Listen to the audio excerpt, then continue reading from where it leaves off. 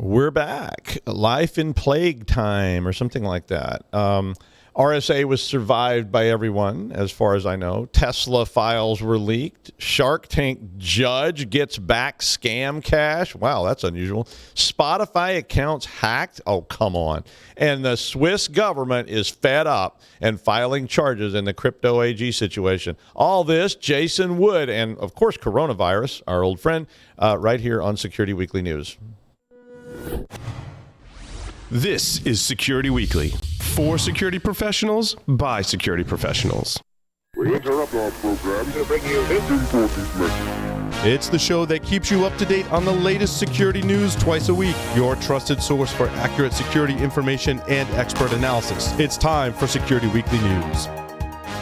Make sure your team is prepared to fight off the latest cybersecurity threat. IT Pro TV is the resource to keep you and your IT team skills up to date. You can stream IT Pro TV courses live and on demand, so there's no need to send staff to off-site training. Team subscriptions include Pro Portal, so managers have full control over your team's training schedule. Go to itpro.tv/hack-naked and use the code HN30 to try it free for 7 days and receive 30% off your monthly membership. As technology continues to evolve and expand, so have the countless ways our critical systems can be put in jeopardy. Ransomware attacks, misconfiguration, user error, and malicious threat actors, to name a few. As IT infrastructures continue to grow and diversify, how do you ensure stable security? Core Security, a HelpSystems company, provides an analytics-driven, layered approach to security with a portfolio that enables both proactive and reactive responses. With Core Security, you can reduce risk by limiting access, detect upcoming and active threats, test for security weaknesses, and efficiently monitor data for actionable insights. To learn more, visit securityweekly.com/core security. All right, we're back. I'm Doug White. I'm your host for the Security Weekly News this week of 1 March. Tesla and SpaceX and other suppliers, Visser? I don't know. Visser. Let's try Visser. Visser Precision suffered a breach which involved Doppelpaymer. I hate this ransomware because it's so hard to say. Doppelpaymer ransomware. Doppelpaymer showed up last summer and shares a lot of similarity with BitPayer. Doppel is German for double, and basically like a doppelganger. I guess that's where the name came from. But it's very similar to BitPayer ransomware. And basically, Imisoft spotted a website that was posting files that had been stolen from Tesla and SpaceX. So this is now a lot more the kind of behavior that we've been seeing from ransomware lately with these frameworks, which involves now, instead of just saying pay up or your files will remain encrypted forever, they start releasing the unencrypted files onto public sites to try and encourage you, kind of, one of those old movie mafia kind of things, like, think what might happen if you don't pay up. Maybe some stuff gets broken. Maybe some, secret data files from Tesla get released on the internet. I don't know, Elon Musk passwords and stuff. But regardless, that one showed up. The United States District Court in Maryland has ruled in National Ink and Stitch LLC versus State Auto Property and Casualty Insurance that ransomware was covered after their insurer had denied the claim, stating that there was no direct physical loss or damage. It was what the insurer had to say. The court disagreed with this and said that it was indeed covered. The company had gone out and hired a cybersecurity firm. They had gone out and spent money on, new equipment. There was a whole bunch of stuff. But basically, he said since there was no direct physical loss, they didn't have to pay. Court disagreed, and all of a sudden there's going to be a whole slew of court cases around ransomware, because if you didn't see that in the news, there were lots and lots of ransomware cases in the last week or so. I know that's getting downplayed below the fold, as they used to say, and if you don't know what below the fold means, look it up on Urban Dictionary. Actually, don't look it up on Urban Dictionary. Write me an email, I'll explain it. Urban Dictionary, I don't know what that means on Urban Dictionary, but it's probably not what I think it means, so don't look it up there. Or do, I don't know, it's up to you. The United States sanctioned, I don't know what that means either, but the United States sanctioned 2 Chinese nationals who were accused of laundering Bitcoin and other cryptocurrency. The currency in question was about $100 million from a 2018 crypto exchange hack that they were exchanging back and forth. These two people were associated with the Lazarus Group, which is allegedly connected to the North Korean government. Now, a separate story on the same thing, with that these two Chinese nationals were also being charged in a hack from like 2018 that was involving stealing $250 million worth of virtual currencies back then. Apparently, they were just transferring sums of money that were involved in this original hack between their two accounts, one in China, one in the United States, and a large scale, a lot of money. So I put both those cases up there. You can check them out if you would like. The Swiss government, in the same light, the Swiss government, neutral Switzerland, has filed criminal charges over the CIA's crypto AG scam. If you missed that story from a couple of weeks ago, the BDN, which is the West German version of the CIA, and the CIA, which is the United States version of the CIA, ran a company for years called Crypto AG. And I mean decades. So this one is like a couple times. They basically sold crypto devices to just about everybody in the world except the USSR and China. And everybody was using these crypto devices to encrypt and decrypt all their secret government communications. Well, the CIA built a back door into this thing so that they could also read these communications. The Washington Post broke this story when they sent investigative journalists into this, and they recovered all this information. So the Swiss Attorney General, or the equivalent of the Attorney General, filed a criminal complaint on Sunday against persons unknown. So this is, we don't know your name, but we're going to file a criminal complaint for violation of Swiss export control law. So there was a lot of people got upset about that, but it's kind of one of those things. We seem to get pretty upset when Huawei or somebody like that does it, but when we're the ones doing it, I guess it's okay. But regardless, it was an interesting story. Again, we've seen a lot of these lately where there's charges filed against persons unknown. On top of all the other fun you can have on a cruise, like being quarantined, Princess Cruises reported that a phishing attack last summer allowed access to some employee email accounts. The compromised accounts contained social security numbers. I don't know why, but they apparently did. I guess you have to give a social security number to go on a cruise now.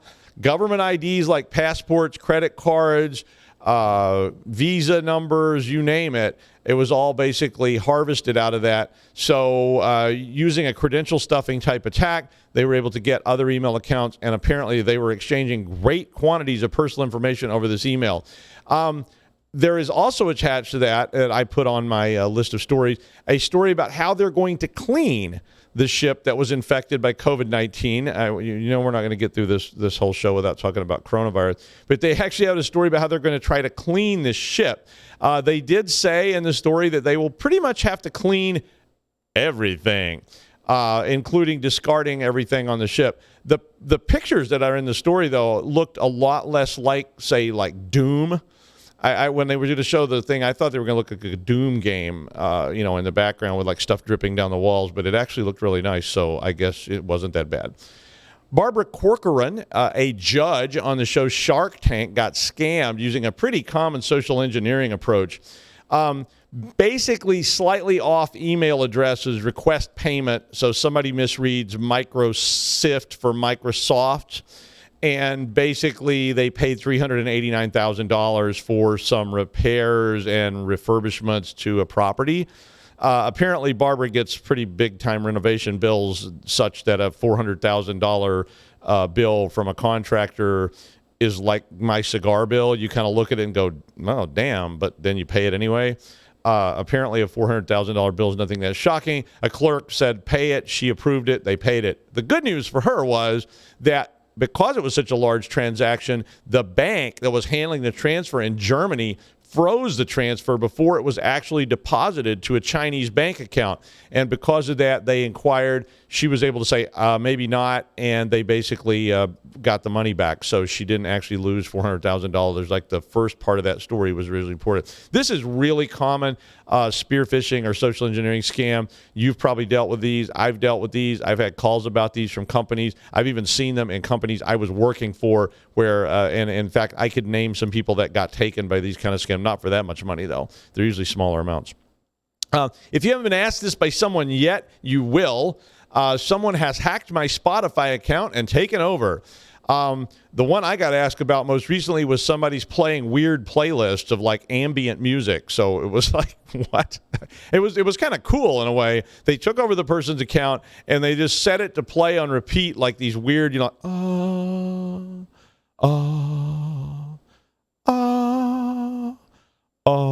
and it would just do that. And they were like, what does it mean? And I was like, I don't know. Maybe they're like hypnotizing you or something.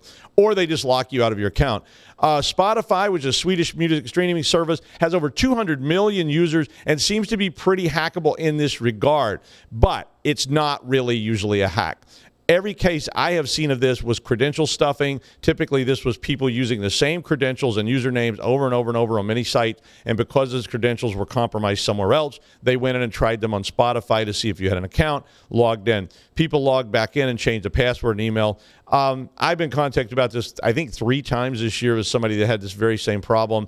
Spotify usually just validates you when you contact them, and then they roll back the account to restore your access, and you might lose stuff you've purchased recently. So it's kind of a hassle. And a couple of these people said it kept happening to them over and over when I suggested that maybe they should use a different password than they've been using on every other website, that it might help, and it actually did.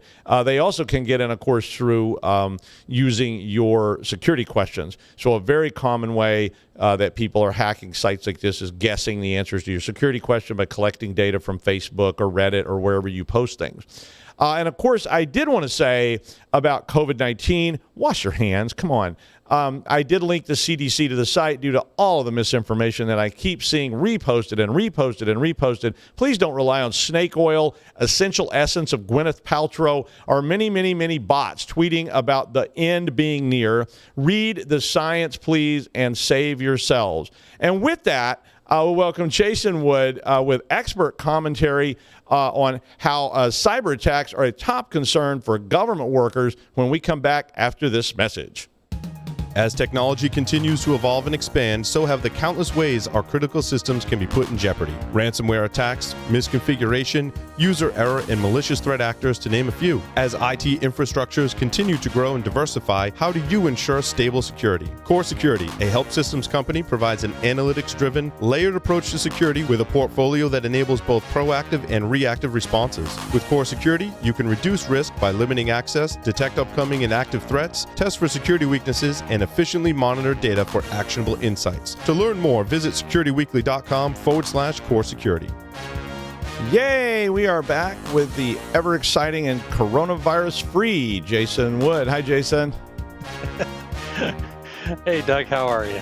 I'm fine. I shouldn't make light of the coronavirus. I know it's a serious thing, but, it's like people get so over the top about it, and you see these stories and people posting stuff. And, if I rub my entire body with garlic, literally saw this the other day, like rub your whole body with garlic and oil and, extract of, some kind of plant, and it will protect you from viruses. And I was like, wow, you're going to be one greasy person.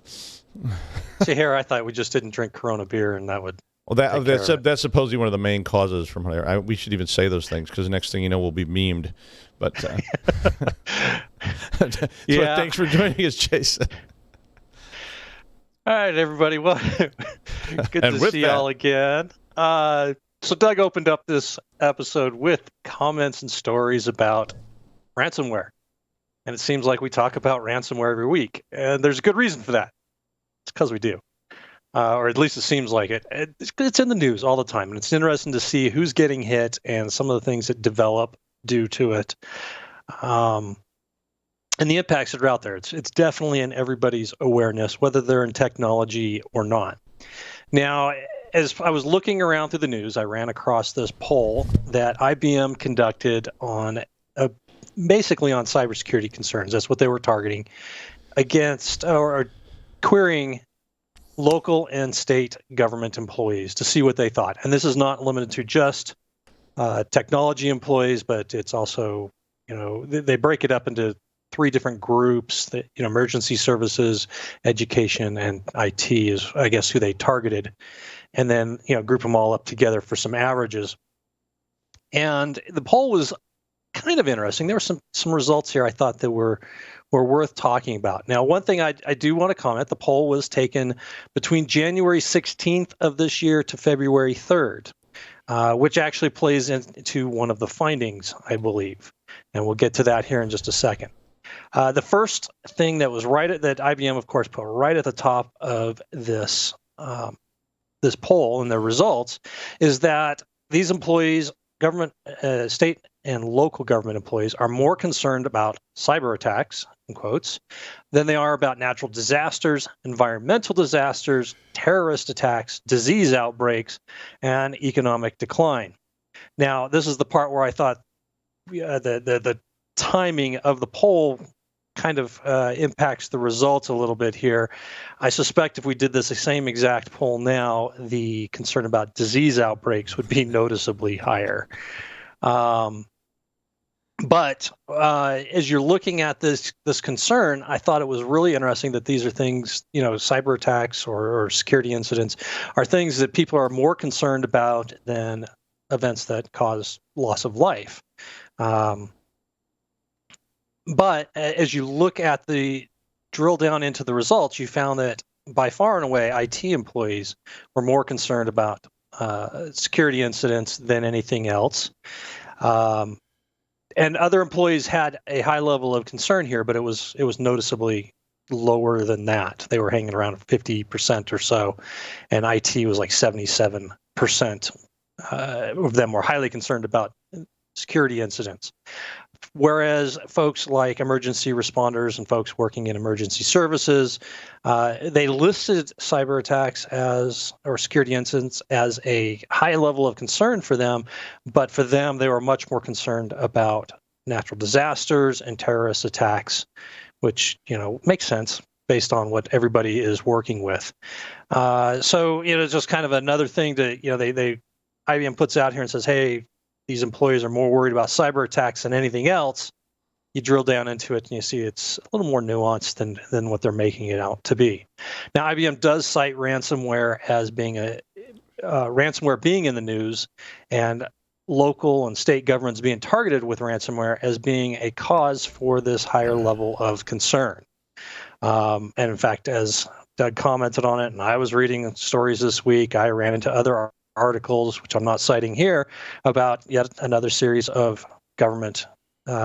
local governments that have been locked up with some kind of ransomware, and they're not paying the ransom, or they are, or things like that. I also thought it was interesting when they started talking about the training being provided to the employees. 44% of the employees said they had not received basic security training. That's a pretty big number of these organizations, inside these organizations. And 70% of them felt like they hadn't been trained adequately to know even how to respond to a security incident if one occurred. So as you can imagine, something happens on their system, they don't know what to do. Do I shut my computer down? Who do I call? Do I change my password? They have no idea. Be interested to see how that played into the IT workers and what they would be interested for, but I didn't get into that level of detail or see that level of detail on that type of training in the poll. Contrast that, though, those kind of crappy numbers about training levels. 66% of the people said that their employer is prepared for a security incident, and 74% of them were confident that in their ability not to fall prey to an attack. And when I'm looking at that is I think some folks are a little overconfident in their abilities to recognize a phish or some kind of social engineering attack or something or other of that nature. And it doesn't take you very much looking around before you see that, hey, people are falling for this left, right, and center. And I know in my own time doing security testing, we had some wildly successful phishing attacks and or social engineering attacks that we performed that got people to bite, probably to their embarrassment later. So, I think everybody wants to feel good about their ability to recognize things like that. And I just think they're a little they bought into their own abilities too much in that bit of self-assessment. One of the thoughts that I did have here as I was thinking about the aspect of training, is that a good phish, for example, is going to create a sense of urgency or fear, worry, things like that, that they've got to do something. They've got to respond to this, or there are going to be some kind of negative consequences that come out of that. That increases the person's level of stress. And when our stress goes up, our judgment decreases. We get more emotional, we react. And it makes us more likely to make mistakes. And one of the things I've read in a number of different places, not in cybersecurity alone, is that in times of stress, people fall back on training and previous experiences. So good training, for example, would make it more likely for somebody to recognize an attack. Not going to solve all of the problems. We all know of people who are going to click on anything no matter what. But at least we'll decrease the size of the problem a little bit if we do good training. And to add into that, I would say make it a good experience. They have an experience with it. So they can think back to their previous encounters with this sort of thing and then react accordingly. That's going to increase the chances that they are going to respond correctly. I suspect, in this case, we're targeting, this poll is targeting local and state governments, but I suspect that if we took this same type of poll against other organizations, we would see very similar type of results, except for maybe the issue around disease spread right now.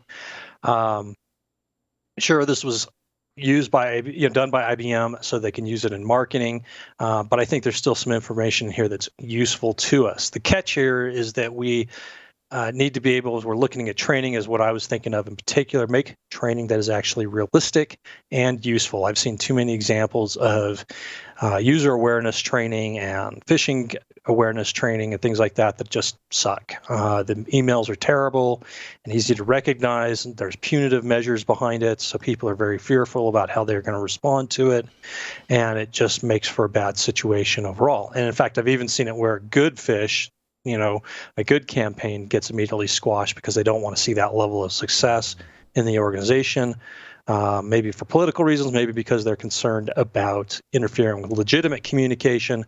Regardless, I think rather than just watering down the training to the point of being useless, we can deal with some of those issues and still make it look realistic and give people an experience with it, their own experiences that they can rely on, make it to where they don't fear for their employment right away, and work with these people to get better.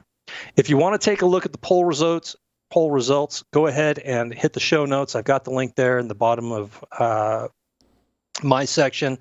And as you're just thinking about this, spend some time looking at, hey, how are we doing on this type of training? Is it realistic, or is it just something we're checking the box? Yep, we did it, and it's not solving any particular problem because it's just worthless training. See if you can find some improvements to be made there. With that, we'll turn it back over to Doug. Thank you, Jason. The one I saw that I liked so much was they sent out an email. They sent out actual nasty phishing emails. They were really, really deceptive. The company was doing it, and if you click on it, then it takes you to a training site, and you have to complete it. But yeah, I mean, it's like people keep falling for this. None of us think we're bad at. One of the studies I saw a long time ago in psych was they asked people, are they good at negotiating? And there was an inverse correlation between how well they thought they were as negotiators and how badly they did when they were buying new cars. That the people that really were like, oh man, I'm great. I can just take that guy to the cleaners, and they were the ones getting taken. And I think people are the same way about confidence games, which is what all this stuff is, because none of us believe we're naive. It's very different. You don't read a lot of people who go, I'm so naive. Oh, my God, I just fall for this all the time. Well, thank you, Jason. I think that's a very interesting thing, especially about the budgets, which we need to work on. Finally, the ever-popular iPhone game Plague Inc. was removed from the China App Store since it was determined, not because it was in bad taste, but it was removed by the Chinese government notified Apple that it contained content illegal in China. The game, if you missed it, lets you play as a virus trying to take over the world. Who's to say what's in good taste and what's not? Thank you for joining us for this episode of Security Weekly News. Thanks, Jason. I'll be back on Friday with the news wrap-up.